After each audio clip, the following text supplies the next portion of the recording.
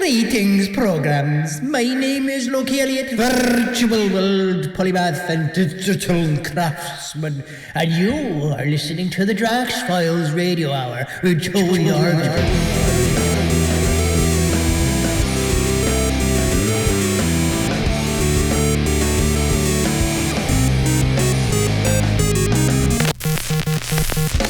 Hello there and welcome to the Drax Files Radio Hour with Joe Yardley. My name is Draxter Dupre. I'm here with Joe in 1920s Berlin in our dusty attic. Outside it's minus 20 degrees Celsius, of course. Hi, Joe. Hello. Oh, you don't sound good. Do you have a cold? Yeah, I have a cold and I don't sleep enough and I smoke too much and etc. Always complaining. Well, I hope that folks are still with us because we're on a weekly basis now, and I hope they don't suffer from DF. You know what that stands for, Joe? I think I do, yes.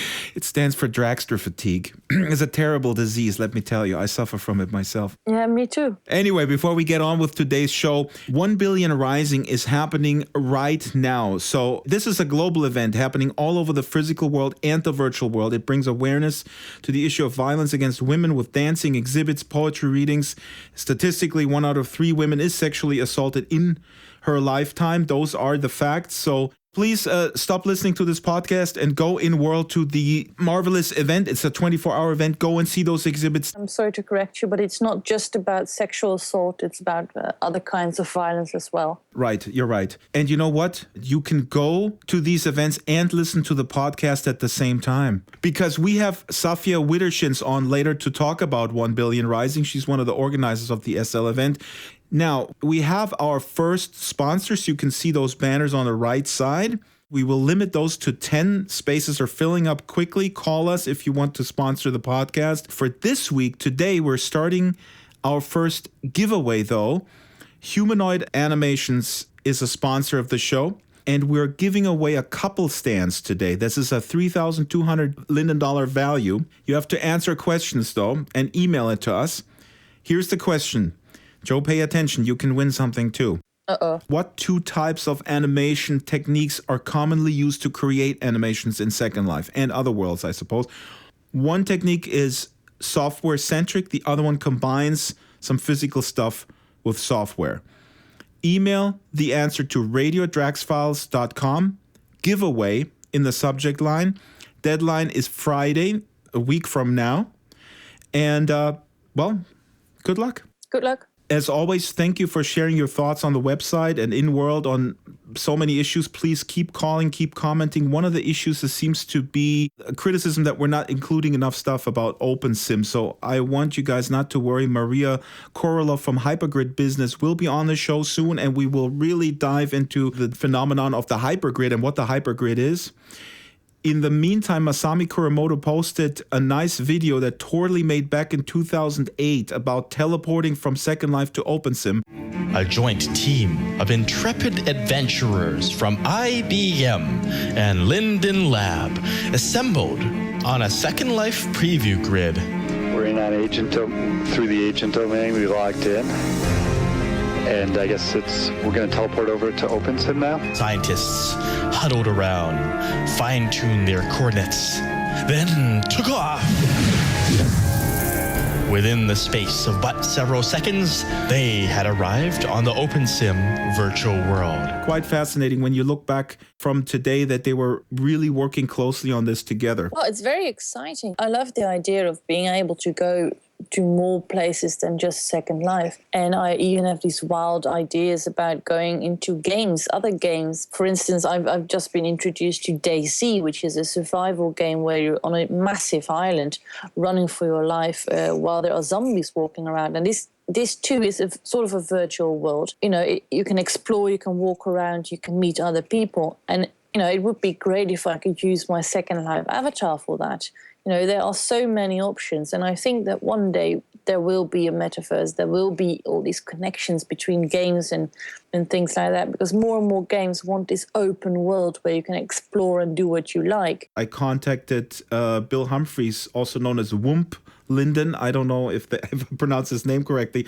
Formerly Wump Linden, but he will be on the show as well. Talk about that. He was part of the Gridnot team back there. I'm all for the metaverse, by the way, and I really would be very excited if there's some way to run it democratically. And a little bit later in the show, we'll talk to Peter Ludlow, journalist and philosopher, about exactly that topic as well. Let's get to the top topics now. Talk of the week is that Linden Lab has released a video on fitted mesh, on the improvements that are being rolled into the official viewer. There's additional collision bones. They help to resize the clothes. Torley did a video. Here's a little excerpt. Want to look your best in Second Life? With fitted mesh coming to the Second Life viewer, top mesh fashions and avatars can fit better. That's because mesh creations can now be adjusted to match the precise shape and size of your avatar. The bottom line, fewer awkward adjustments or ill-fitting fashions. So, Joe, are you interested in this at all? I mean, I know that you're wearing the same clothes.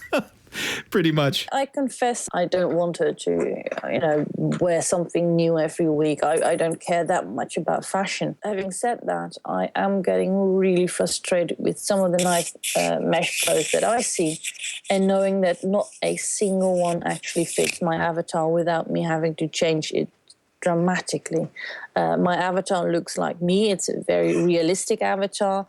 She's got hips, she's got a backside and a belly, and every time I wear anything mesh, things are sticking out. And when I start wearing alpha layers, I suddenly become a different looking avatar, and I really don't like that. If you think about how the noob experience is to understand how many layers you have to put on just to look. Those alpha layers are just not done. I mean, it's stupid and annoying. And but I know that it's going to take a long time for all the creators to update their stuff. As I'm pretty much only interested in 1920s fashion, I'll probably have to wait a little bit longer. I spoke with Ebony Khan from Hoochie Brand about exactly that topic, about what the new functionality means for content creators. Here is Ebony Khan. It is more work for content creators for sure. I don't think it's realistic for people to go back and maybe redo all their content. It would take forever. For my store, due to the number of products that I have, my store is so large, and I was one of the first people making mesh, 2 years of mesh now, I will not go back and remake everything. I will probably do some of the best sellers, but I will probably just make them as new products because my skills are better than when I made something a year ago or even 6 months ago. So I won't take the same exact model and redo it. I'll redo the model and redo the rigging and everything because content creators need to design with the idea of fitted mesh in mind when they're designing. So I would have to revise the things anyway. The sensible solution for the content creators is label it in-world and label it on Marketplace as fitted mesh compatible. Right. That's something I've been working through for myself for how to make the difference. Is you can label it fitted mesh now, but it's just like when people did mesh, people labeled everything mesh, but now 2 years later, really everything is mesh. So labeling it mesh seems kind of redundant. Labeling it fitted mesh when like 9 months from now, everything will be fitted mesh. But yeah, that's what you're going to have to do to make the difference for people. This is fitted mesh and to build the awareness. Last time we spoke, you said that it needs to be very simple for the newbie, and not only the newbie, but just as the Second Life enthusiast who just wants to go in world, get dressed with something nice, go to a store. We all know how cumbersome it is with alpha layers and with all sorts of things.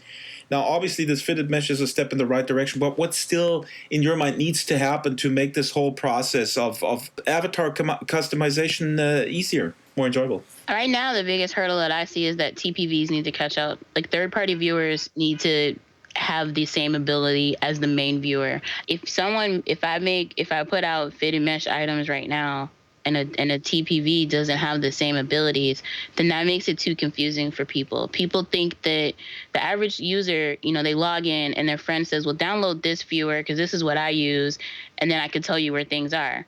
So people think that viewer is the viewer, even though it isn't. A lot of new people think those viewers are the viewer that you use. Like the Second Life viewer updates automatically. You don't have to do anything. When you log in, if you're not up to date, it logs you out and updates your viewer.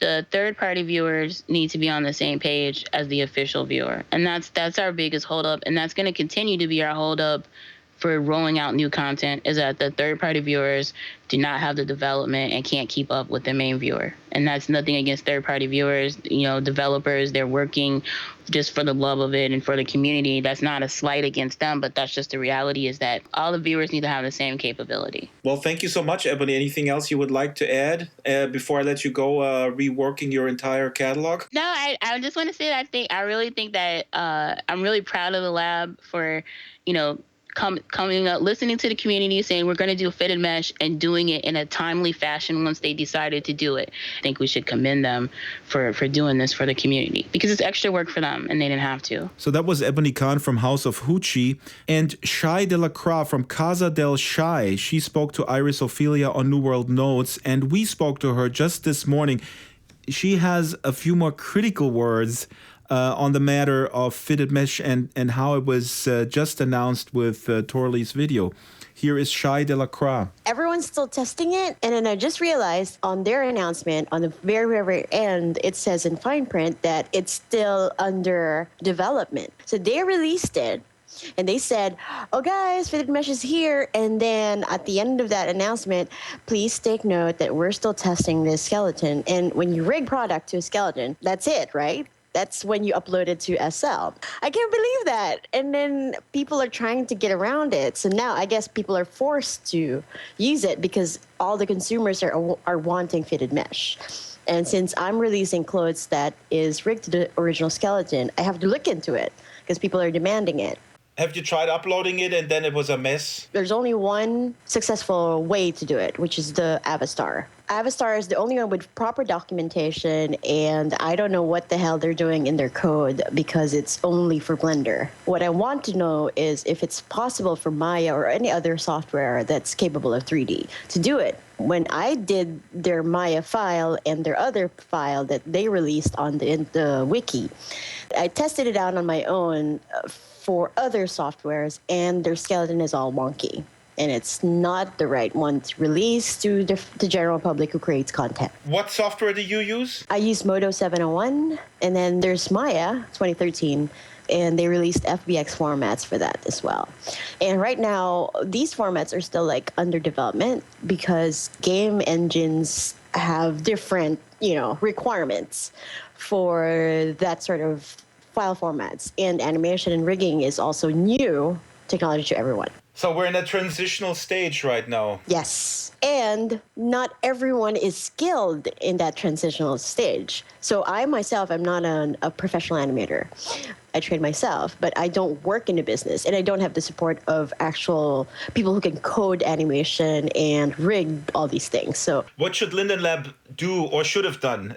Not put out this video? No. It's a great video, but that's for consumer. And the consumer goes, oh, where is it? I want it now. Yes! So here I am panicking. Oh my God, I have to learn this stuff. But they didn't release technical video. So I want to know how they did it step by step so I can follow that protocol. I need to know what I need to supply my customers and tell them this is what I'm supporting for them now on, since fitted mesh came out.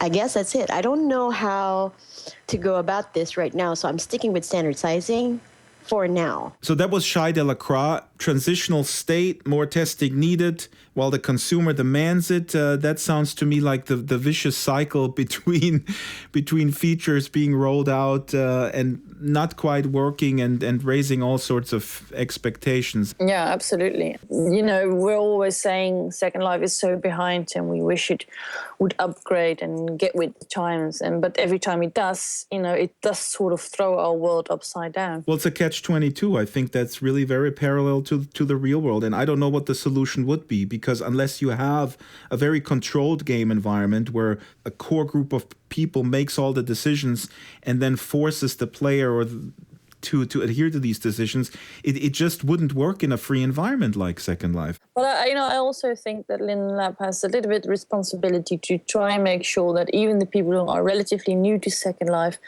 understand and get to play with these new tools as soon as possible.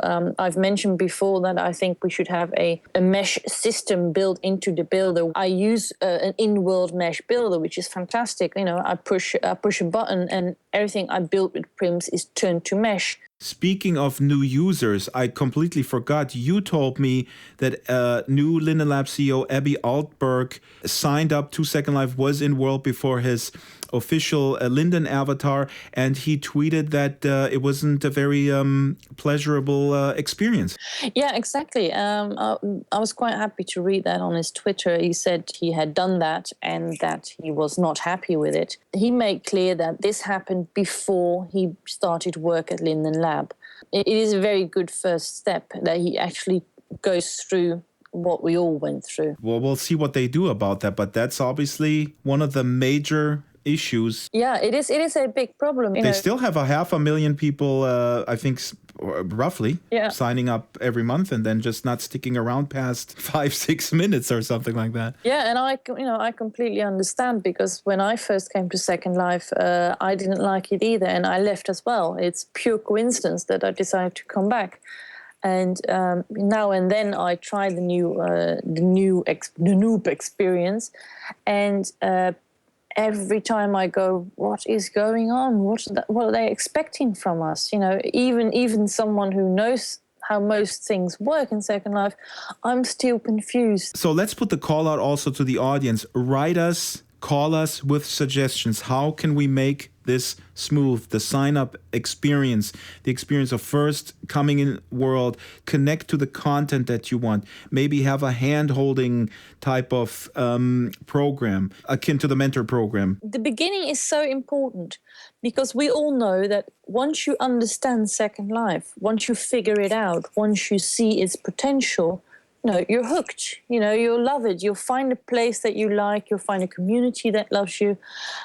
All those things. You're willing to learn. You're willing to accept this enormous high learning curve. You're willing to live with all the problems that Second Life has. As long as you get through those first moments.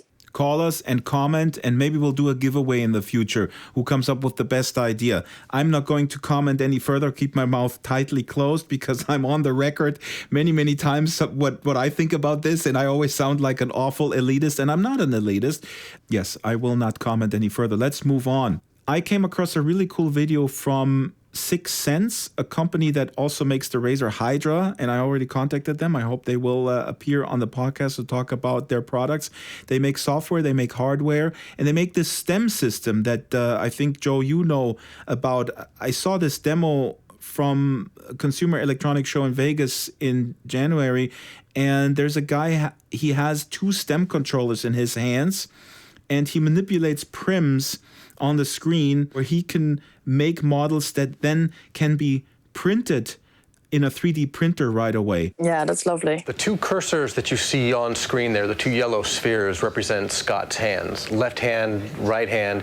They're both tracked independently, and they both function independently. They're not tethered to each other in any way, shape, or form. And Scott will just reach out and grab a point in space and pull it to a new point in space. So he's grabbing space and pulling it towards him, pushing it away. He can go up, down, left, right, back, forth, any direction he wants. Okay, so free-form modeling. Scott will basically be working with primitives and sweeping shapes through space to create 3D content on the fly, and then assembling those pieces. So here he goes to his palette, and he loads in a couple of primitives. A cylinder, which he duplicates, shrinks down. I still have problems with controllers and having to wear or use these big plastic things with buttons on them, because decades ago, when virtual reality first came onto the scene, people were already experimenting with virtual reality gloves. And to me, that is much more, free. Yeah, intuitive. It would make things, in my mind, a lot easier to work with, because you got, 5 fingers and you can make gestures. For instance, the Leap Motion, where this little tiny box registers everything you do with your hands. That's right. You don't have anything in your hands. You're just using your hands. I can't help but thinking, we've moved past the controllers. Why do I have to wear and hold all these complicated things if I, with my hands, could just pretend to grab a cube or a prim and move it about simply by making a grabbing gesture? All these transitional technologies. I know it's going very, very fast, and things are changing all the time in this business. I can't wait to go beyond them. And here's another, because just speaking about hardware, I I came across this. This is on Indiegogo, which is like Kickstarter, people trying to get funding for a project, a device. This is a device called Finn. It's a motion controller that you can wear on your thumb, like a thumb pick for guitarists. You can switch on and off your phone, your GPS in your car. You automate stuff in your home, all sorts of things. Let's listen to a little soundbite here from their trailer. People always say that everything is at our fingertips, but it was never so. Not until now. Not until Finn, the first of its kind gesture-based control for all your devices out there. Unlike other gesture-based devices, which are tiring and boring to use, Finn helps you to control any smart device just by moving your thumb over other fingers. Finn is a Bluetooth-enabled device which can control a variety of smart devices. For switching a device to another, all you need to do is tap on your finger. And it feels like having magical power.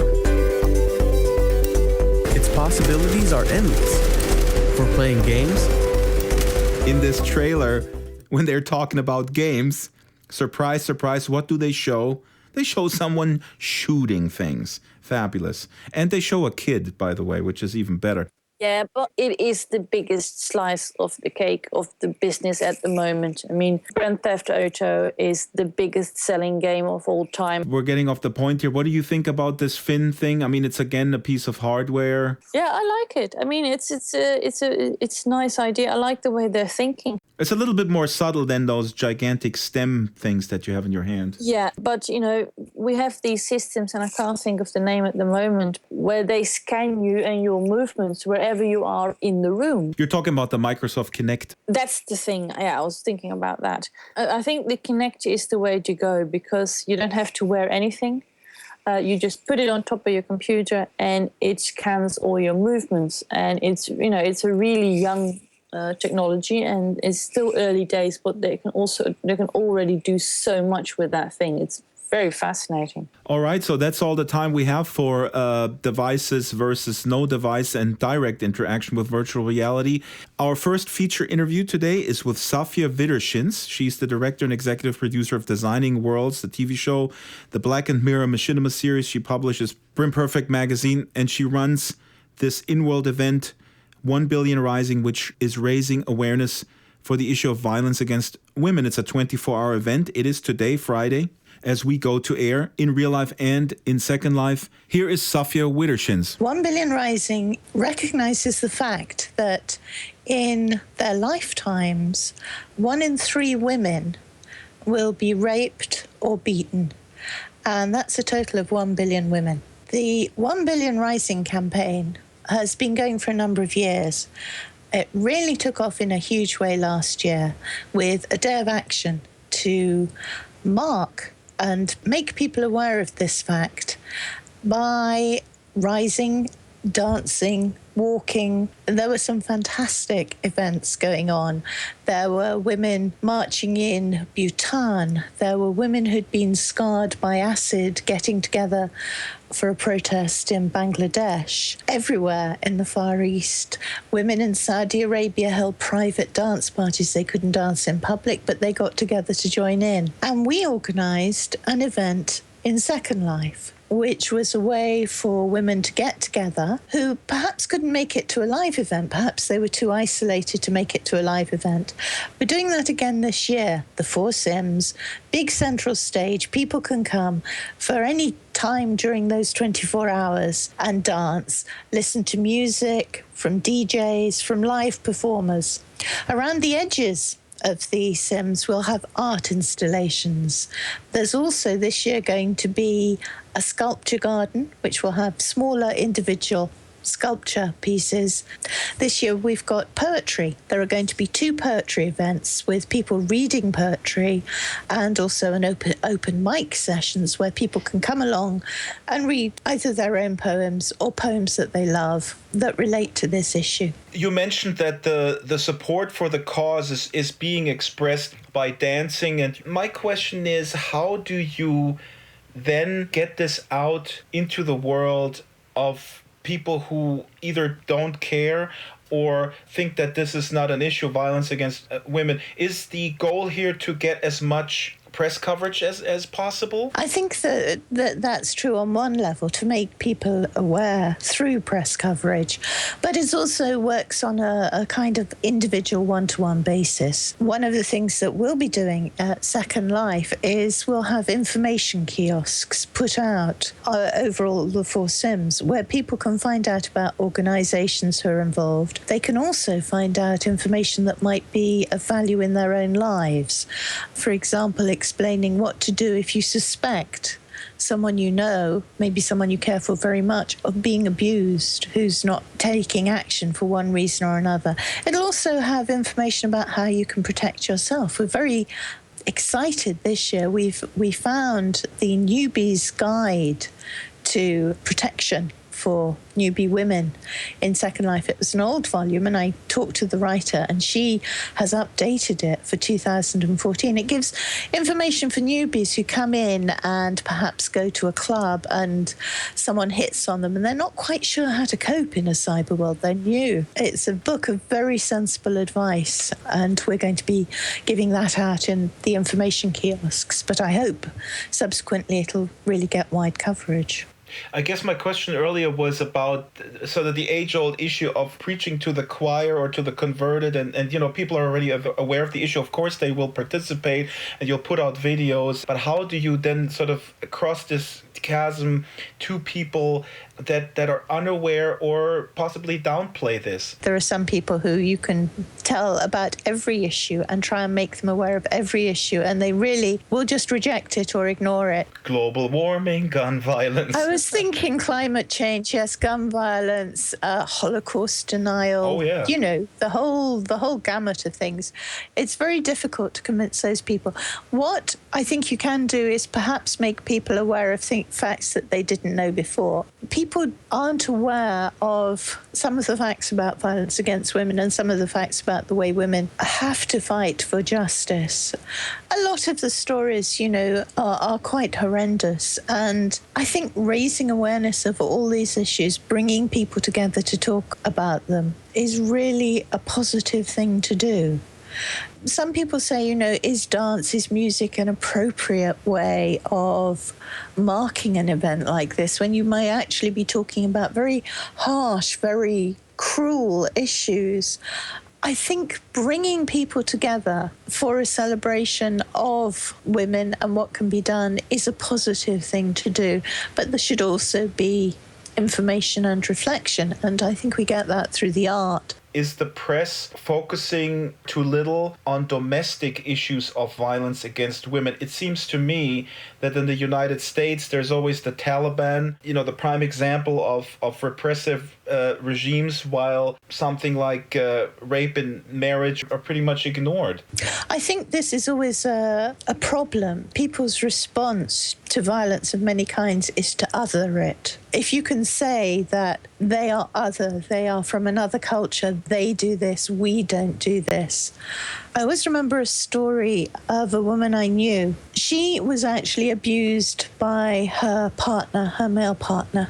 And they encountered a woman who had been raped, and the partner was incredibly sympathetic and really angry at what had happened and so forth. And she was, but why can't you relate this to your behavior? And it was like he was completely othering it because, you know, I don't attack strangers and rape them, so I'm not like this. This is someone other. I think if women can share experiences and learn how to possibly change things, this is very important. There's an awful lot of, if she hadn't worn a miniskirt, it wouldn't have happened type of thing. I was just going to mention that we linked to there is a growing awareness in the U.S. Two years ago, a movie came out, The Invisible War, about rape in the army. It's a great film because I think in some of these, well, obviously very male-dominated cultures and closed circles, if it's the church or the army or the football team, there is complicity and a lot of stuff that is condoned in the name of, well, it's just boys. I think also the whole thing is that the behaviour is a continuum. And that's what's so very hard to tackle, that some of the things that seem acceptable and aren't remarked upon can be very disturbing for women. There's been a whole lot of stuff going on in the UK at the moment. I don't know whether you've heard about it, but a very famous TV personality has been exposed as really a paedophile who had sex with a lot of underage and vulnerable women. Yeah, on the BBC he hosted a music program. Jimmy Savile. As a result of that, there's been a whole pile of cases starting to come to court as women have said, well, gosh, yes, something happened to me that wasn't right. I should speak up about it. And it's been a trigger. You know, when I was young in the 1970s, it almost went unnoticed. You just thought, oh, God, he's a groper. Oh, God, he's got wandering hands. You moved away from it and you didn't say anything. But now I'm so grateful that women are speaking up and saying this is wrong. And hopefully events like this are continuing to keep the issue alive. Sometimes Second Life can help us prepare for the real world. For example, the advice in this book about how to deal with someone who gets rather fresh with you in a nightclub will actually help you stand up and say, no, this is not acceptable.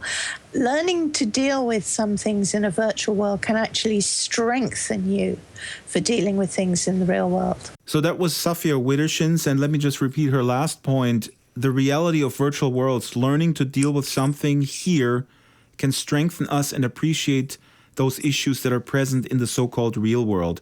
I think that really bears repeating. I'm sure that everyone listening to this podcast already agrees. Well, you know, 1 Billion Rising is, I think, a great way to start talking about something that has a huge impact on a lot of people in real life, and it will help them solve these issues, or at least make them help them to cope with them and understand them better by the use of Second Life. So go there. We'll have the slurl and more information on the blog.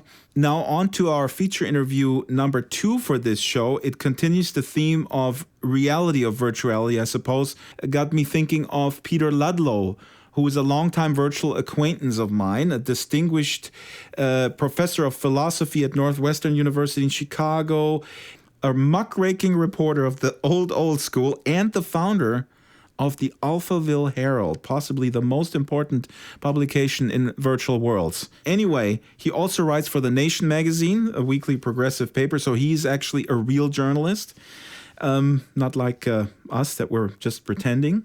Mm-hmm. We talk for a long time about all sorts of things, politics, griefing, philosophy, past, present, and future virtual worlds. Here's Peter Ludlow. I think the distinction between First and Second Life is a bit silly, I think, to try and make a distinction between, real world, virtual world. I mean, that doesn't hang together very well. I think I've known you for a long, long time, but it's mostly been in a virtual way.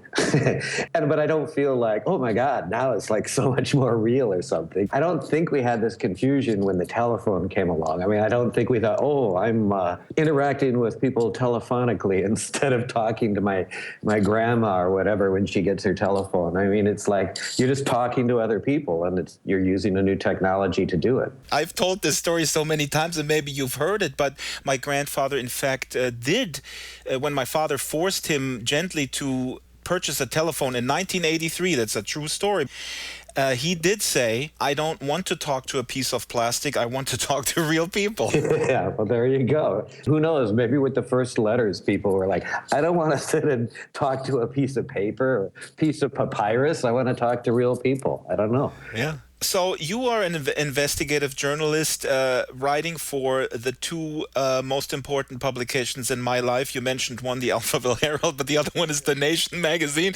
What is more challenging, to write for The Nation or to cover Second Life ongoings in an investigative fashion? Wow. I think that the writing for the Alphaville Herald had to come first in a way, because by writing there, I learned a little bit about how to write for people. Because normally I'm writing for academics, in particular philosophers, and in particular philosophers of logic would be a typical audience for me. And they are not people. We all know that. Special kind of people. You don't really need to make any allowances for, quality of your prose or something like that. And writing for the Herald, I weirdly, even though it was a bit in character, I did develop a way of writing, and writing in a way that people would actually read it instead of like putting it down. And I think it made it possible for me to write for venues like The Nation. When did the Herald start? Started in 2003. Started when I was in The Sims Online, and I went into The Sims Online in September of 2003, and the Herald started in October of 2003. And then when I got kicked out of The Sims Online, wait a minute. You got kicked out. What did you do? It was for a story. It was some story that I wrote about these kids that actually it was a great story.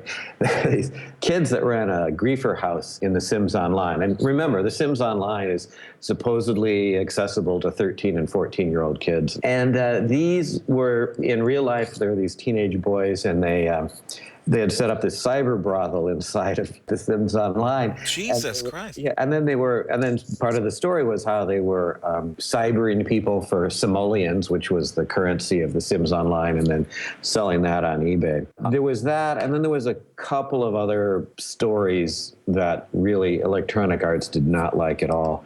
And they found some pretext to kick me out of The Sims Online, some terms of service violation. But then most of my readership and the people who are writing about all moved into Second Life, so I just followed them in there. That was before those quote-unquote scandals or whatever you want to call them. And around 2006, when the large corporations started coming into Second Life, you also have to think about what they're going to find in there. And when you have an open house, as it were, you want to put away all your whips and chains and stuff before the neighbors come in. And they had not done that.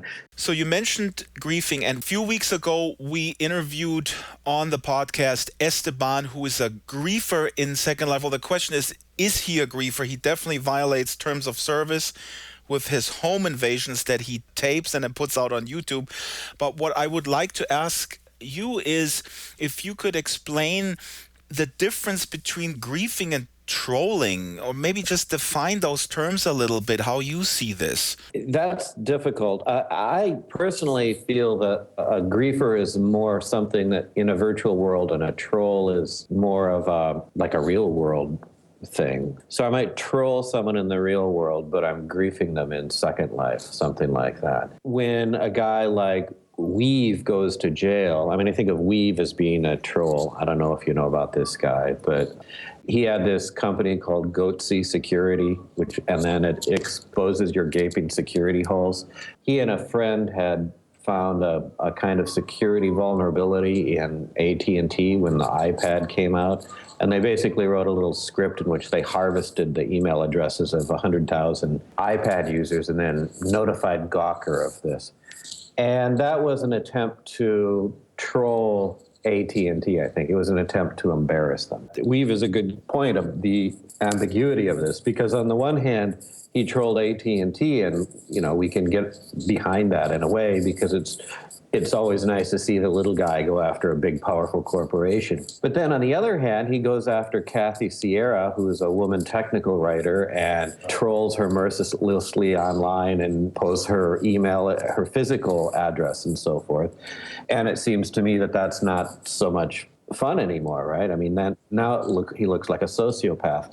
So I think that trolling itself is more of a tactic, and you can deploy it wisely or you can deploy it foolishly. We're making up definitions as we go along in a certain sense. Yeah, but the way I think of it, griefing is something that takes place in virtual worlds. There was an important difference between a lot of trolls and griefers, which is that trolls were never under the illusion that there weren't actual people out there that they were giving a hard time.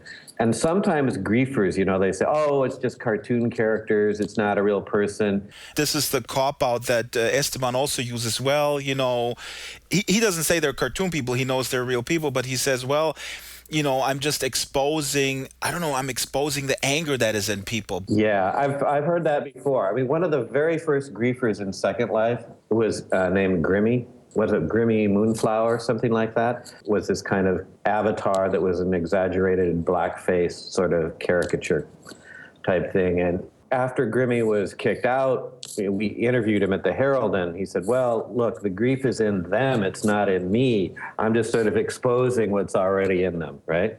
There's something somewhat false about that, I think. The online or internet disinhibition effect plays into all this. I mean, obviously we or they do things online that they probably wouldn't do face to face.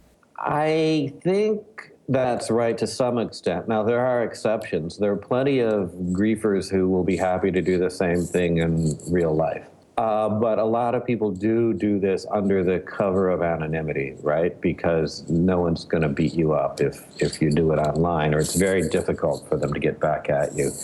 So it's a way of acting out in a way that you're protected from the usual type of retaliation.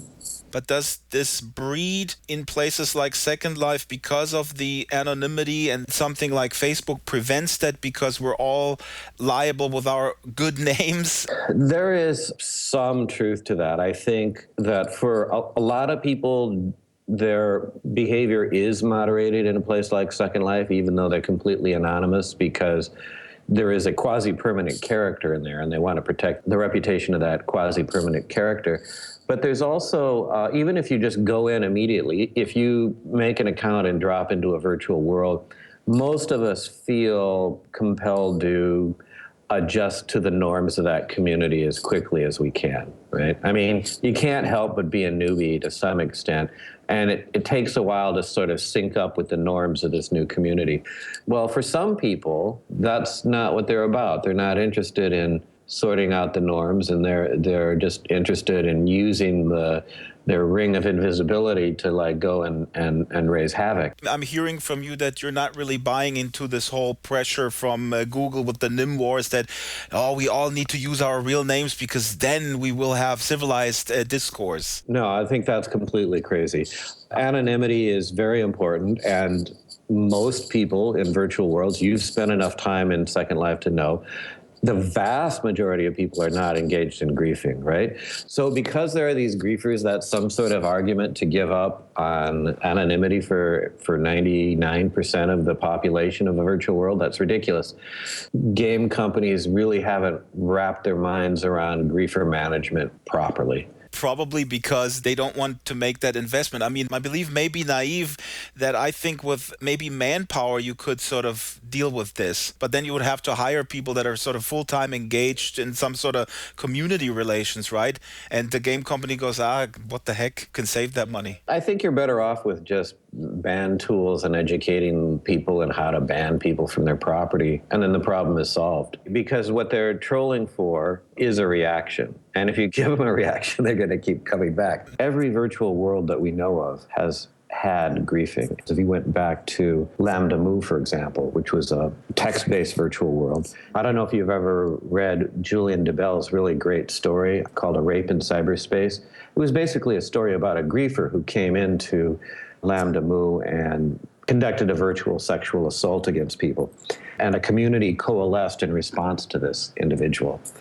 And I saw exactly the same thing happen when I went into The Sims Online, which is that, there was this griefer house, but then lots of groups were emerging that were established to fight back against that. In The Sims Online, there was a group called the Sims Shadow Government.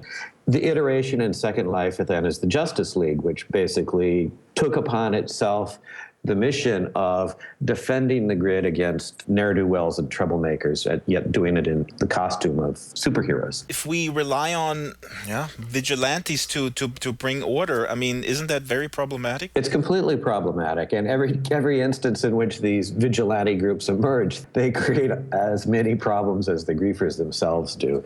That was true with the Sim Shadow Government. It's certainly true with the Justice League. The Justice League was carrying out a little mini surveillance state in there. I mean, they were keeping dossiers on, there's probably a dossier on you. I know there was one on me.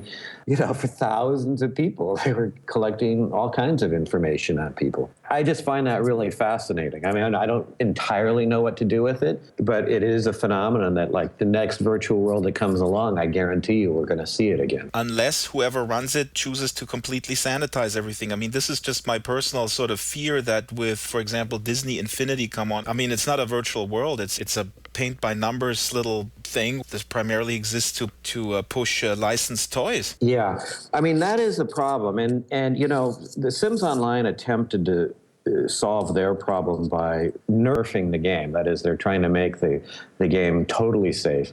That might be a very uninteresting world that you end up with. Maybe we all should just buy, let's bring this back to Second Life, we should buy Second Life and run it as a non-profit and have certain institutions and certain sort of oversight committees, or should we do that? Well, that would be interesting. But, even if it is, you could run it for profit and do it that way. I mean, there's no reason Linden Lab can't run it that way.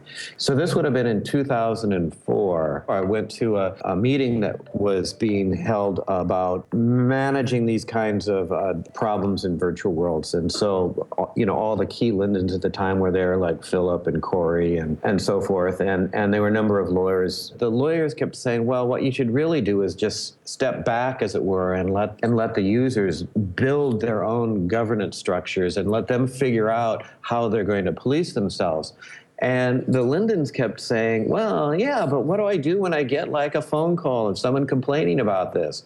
And the lawyers were just like, hang up, don't answer the call. And there are worlds that work this way. So if you're familiar with EVE Online, for example, they don't police anything. A classic example, one of the biggest corporations inside of EVE Online is Goonswarm, which are the goons that come from the Something Awful forums. But they're like integrated into the gameplay, whereas when they came into Second Life, it was, oh my God, let's ban these people, on and on.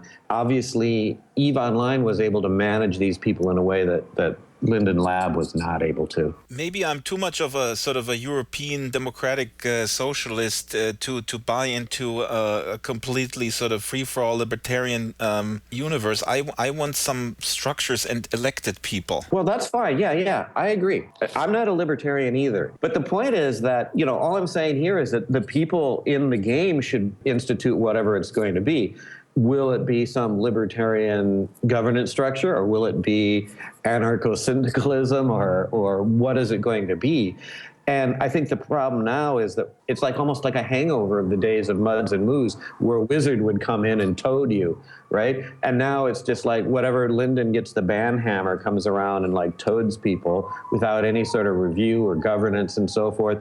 And I call that the Greek god model of governance, right? The Greek gods come down from Olympus and they smite, the people that piss them off, and they like do favors for the people they like, and everyone's trying to sort of like people are not dumb. They use these game administrators to like as part of the gameplay, right? They try and manipulate them against other players, and they are just these unwitting kinds of pawns in this game. Get rid of that. You don't need a Greek god model. Just push everything down to the user level, and you would have a much, much more interesting political structures, presumably inside of worlds like Second Life. Is there any type of democracy model possible in Second Life other than maybe on a private island? Unless you could control territories and sort of institute governance structures for particular territories on the mainland. You have these holes in the mainland of like people like me, I guess, that like just don't show up and have all this land, right? So, well, just give it to me then. Well, I bought a lifetime membership back in 2003, and it just sort of sits there vacant in the Jessie simulator. That's too bad. I mean, I feel bad for the people at Jessie, because there was a time in which Jessie was a lot of fun, and there were a lot of people getting in each other's ways and getting into trouble in Jessie, because it's one of the simulators where you can actually die. It might be the only one where you can actually inflict damage in that simulator. I live in a small California town, and there's a lot of vacation homes here that are empty, except for 2-3 weeks out of the year when the rich folks come in and play a couple rounds of golf. that to me, when I look at it, is the main reason why there's a certain lack of engagement in the town that I live in terms of political stuff, right? A lot of people that just have absolutely no stake in anything here other than that the golf course looks nice. You see what I'm saying? So you're the kind of guy in Second Life. No, I'm just bad news. Yeah, I know. I'm the worst kind of neighbor. Yeah. So for democracy, we need engaged citizens. Yep. And I'm completely disengaged. I mean, that's the problem. Urazinus is on his yacht somewhere far away. Yeah. So if we just summarize and maybe project into the future, is it worth to fight for or work for a democratic virtual world? Is it Second Life, or is it the next thing that's coming, or when the next thing comes? Is it worth fighting for this a little bit more? Yeah, well, I edited a book for MIT Press back at like the turn of the millennium. Like it came out in 2001, but I did most of the work kind of just as the 20th century was coming to the close, and it was on this very topic. It was called Crypto Anarchy, Cyberstates, and Pirate Utopias. And it was about the possibility for creating democratic states or self-contained political governance structures inside of virtual worlds. In fact, it predicted that something like this would happen. But it also pointed out that there are these tripwires and difficulties that you run into basically every step of the way. And they observed this first of all in the case in Lambda Mu when Mr. Bungle came in, and then the community, as it were, unified. And they actually established this thing in which members of Lambda Mu would put forward petitions, and then they'd all vote on them. I mean, it was a real democracy. And then the wizards would have to implement these changes. And then this went on for a while. And then Hakon, the sort of grand wizard of Lambda Mu, said, look, I can't do this anymore, because the problem is that with a virtual world, there's no clean line between what is a technical change and what is a political change, right? And so, you ask for something, but most of the things you end up asking for in a virtual world require some sort of technical move, right? Whether it's tools for banning or, something. If it's something you have to ask for, it's almost something that requires some technological fix. And this is a real puzzle. I think it's becoming a puzzle in the real world as well. And I think this is part of the thesis in Lessig's book, Code is Law, which is nowadays so much of our lives is the laws are, as it were, written into the software of the world. And who's in charge of that? It's not going through the usual regulatory process. Is the internet dream, or the dream of freedom of expression, and then by extension the virtual world's freedom of expression, is it completely dead? Well, I think it was always a little bit illusory. We got caught up in the hype about how it was this sort of free place of free expression, and it was never entirely that. But the anti-net neutrality decision that was made, that is problematic because, and if you think about it, you would say, well, look, it's just ones and zeros that are being passed over the internet, so it should cost the same, whatever. It's not like my ones and zeros should cost more than Disney's, but apparently that's not how it is. And so obviously what's going to happen is that there are going to be certain privileged content providers, and they're going to be able to push their ones and zeros through the web much cheaper than you or I. Could be abused, right? If you're doing something that has political content, well, it's, why not charge 10 times more for the distributor? Or why not forget about the cost, throttling back. It is worrying. I don't think the net was ever on its way to being some sort of utopia of free speech and openness and creativity, but like this is certainly not going to help. Peter mentions the Greek God model of governance. I do hope that Abby Altberg is listening to this as well, and maybe they rethink also their way how Lindens interact with the residents. And now with the new CEO coming in, it's again an opportunity to maybe rethink some of the stuff. Yeah, we want them back on the work floor. I mean, even if it's just for inspiration or just for symbolic or whatever. Everyone has to reread Lawrence Lessig's Code is Law. It's in my bookshelf. You really gotta read this, guys. And to Linden Lab, I would just say, please hire a few sociologists on staff that study the population.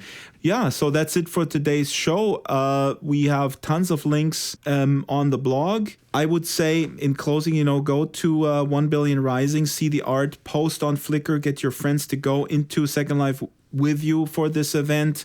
Joe, is there anything else that you will be doing this weekend? Something that you would like to recommend? Yeah, I'm not going to any special events or anything, but I'm going to visit one of my favorite sims again. It's New Babbage, which most of you probably already know, but if you haven't been there, go and have a look. It's a massive steampunk city. And we know that our friend Loki Elliott is very much involved with that. He supplied the station ID this week, and I'm going to link to a little eye candy teaser, something that he is working on, which will eventually possibly rolled into New Babbage. Yeah, he makes some of the most interesting stuff in Second Life. Oh, there's another thing happening, Joe. Daniel Voyager, our friend, sent us something about the Winter Games in SL. Yeah. What is that all about? Well, I think it's Winter Games in Second Life, a virtual sort of representation of some of the events that are happening at the Olympics, I think. Wow, that is awesome. I mean, I'm not a sports guy.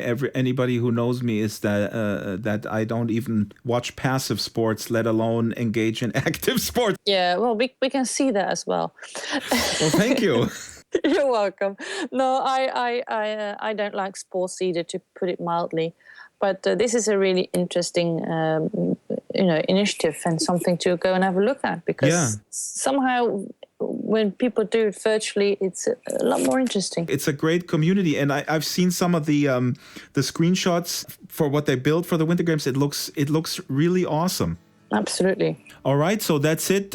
Stay warm or stay cold, depending on where you live in the world or wherever you are in the virtual world. We're going to go out today with some outtakes from my interview with Second Life content creator Robin Sojourner. She was subject of the Drax Files World Makers video series, episode 10. Here's Robin with some great instrumental music by SL artist Zach Claxton. I'll see you next week. Joe, goodbye. Auf Wiedersehen. Part of the reason that I started in Second Life was because I wound up with fibromyalgia. And I had always been painting before I did book covers and magazine covers. My real life name is Robin Wood. And I had to stop because it hurt too much. I realized I was living from pain pill to pain pill, and I don't want to live that way. So I needed to do something where I could work with my arms supported. When you're painting, you have your arms up in the air, and I couldn't do it. It was just too painful. I personally went into remission a number of years ago by singing, oddly enough. A friend of mine told me that would work. You get to the point where you'll try anything, and I figured singing, that has no side effects. My family has to hold their ears, but other than that, the person I was talking to said they didn't know whether it was the vibration or whether it was just learning to breathe properly, because you have to learn to breathe properly. I don't know. Eventually, I noticed that I seemed not to be hurting anymore. When I started Second Life in 2004, there was one landmass. And it was small enough that you would go a lot of places and they would have a map of the world up on the walls. The tools that we have since 2004 have changed hugely. And so the look of the world has changed enormously. I mean, with Mesh, it's a completely new thing. When I started Second Life, there were no building tools except the ones in world. You had to resoprim. And in fact, one of the first things I had to do was figure out how to resoprim, because tutorials on the Welcome Island were not terribly good at that point. And I knew how to move them around, but I didn't know that you could just click on the ground and create something. And we did what we called prim torture to try to overcome the limitations in Second Life. And you cut them, and you shaped them, and you manipulated them, and you twisted them. They set it up so you couldn't make a prim that was larger than 10 meters or smaller than 1 centimeter. And I've always done a lot of really small things, like candles and books and things that you'd hold in your hand, paper, pencils, and many of those things are smaller than 1 centimeter. So we had to figure out workarounds so that we could wind up with prims that were small enough to work with. I think that all people are creative. I think that's part of being human, is being creative. But we are all taught at some point, generally early in school, that creativity is something that's reserved for the creative types, and they are special, and there are only a few of them, and blah, blah, blah. Sometimes it's the teachers, but usually it's the other kids, and it's the whole society. Because we know that there are people who are artists, there are people who are musicians, and we don't understand that all of us can do this. It used to be that everybody did all the time because there wasn't a lot of choice. So there wasn't a lot of entertainment. Everybody stood around and sang in the evenings because that's what you did. And so it didn't occur to anybody that only a few people can sing and all the rest of us have to just listen. I think everybody should get into all of it. It's funny, some things like the 3D stuff were way behind other games, like way behind any other game you could think of. But for the social stuff, we're there because a lot of Second Life really has always been the social stuff. Just love it. I mean, one of the things that I always liked about Second Life was going and seeing what other people have built. That's one of the reasons I try to get out of my workroom every now and then. I try to. It's just, I'm so busy. I prefer to look at the world from a position of abundance. What I create and what my friends create and what you create and what someone who have never met and probably never will creates, they're all very different things. So we can't take each other's positions because your position is yours and it will always be yours, whether you ever do anything with it or not. So even if you never create anything, then all that happens is that the world is missing your creative input. The Drax Files Radio Hour with Joe Yardley is a weekly production of Basic Drax Entertainment. The show is supported by Daniel Voyager, Strawberry Singh, Shuck Maitland, Kyoko Pauline Clary, Ciaran Laval, Canary Beck, Jamie Hancroft, and Editorial Clarity. Special thanks to Loki Elliott for providing the station ID this week. Contact the show via Skype Drax Files, Avatar Drax Files, or email radio@draxfiles.com.